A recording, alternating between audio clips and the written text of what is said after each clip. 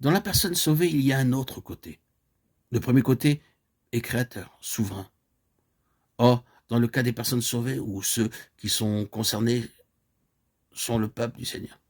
L'opération de l'Esprit en relation avec la parole de Dieu n'est plus purement souveraine dans le cas des croyants. La parole n'est pas donnée en vue de créer, car cela est réalisé. Du fait de la parole du Seigneur exprimée souverainement par l'Esprit dans nos cœurs, nous sommes ainsi devenus ses enfants, engendrés par la parole de Dieu. C'est là un acte souverain, mais désormais ce qui est souverain cesse, et la croissance a lieu par l'Esprit de vie dans la parole, mais à condition qu'il y ait la vie en nous pour correspondre à la vie dans la parole. La vie dans la personne concernée ou dans la compagnie est la base de la croissance, selon la parole du Seigneur, qui est la vie en elle-même. Considérez une simple illustration à partir de notre utilisation de la nourriture physique. Peu importe la façon dont vous nourrissez un cadavre, vous n'obtiendrez aucun changement, aucun genre de croissance. Il n'y a aucun intérêt à nourrir une personne morte. Il doit y avoir un peu de vie dans une personne qui corresponde à la vie se trouvant dans la nourriture, qui la saisisse,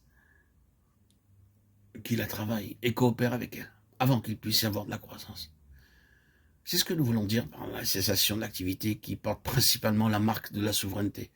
L'acte souverain est quelque chose qui est à part de nous-mêmes.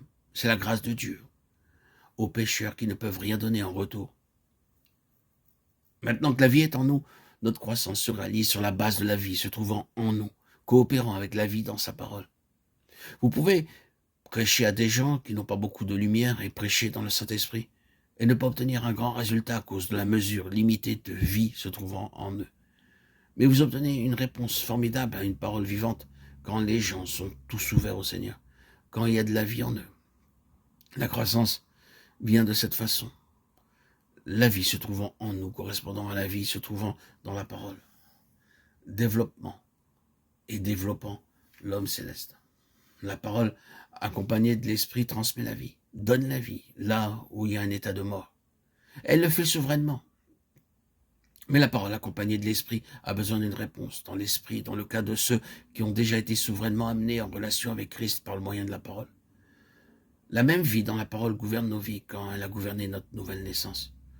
Le Seigneur Jésus fut réellement engendré par le Saint-Esprit, l'esprit de vie, mais par la parole ou par le moyen de la parole.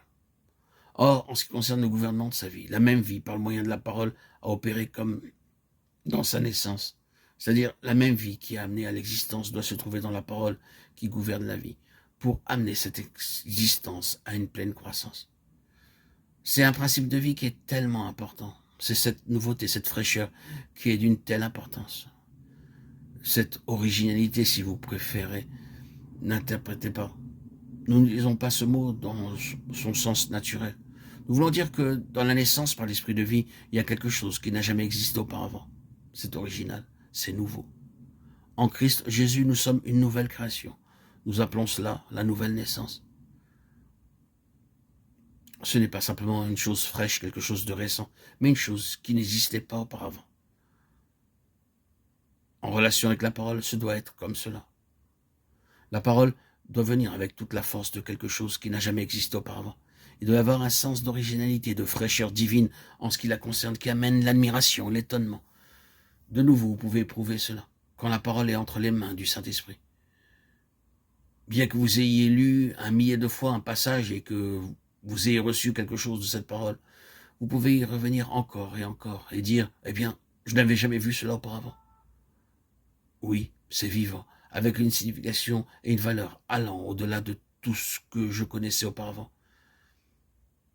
Il y a toute une différence entre cela et ce qui est défraîchi et que nous mettons dans les livres comme résultat de notre étude biblique. Le Seigneur voudrait avoir ses ministres dans une sphère où leur présentation de la parole de Dieu se fait dans la vie. C'est l'homme céleste qui est gouverné par la vie céleste dans la parole, de sorte que tout est constamment nouveau, constamment frais, constamment original.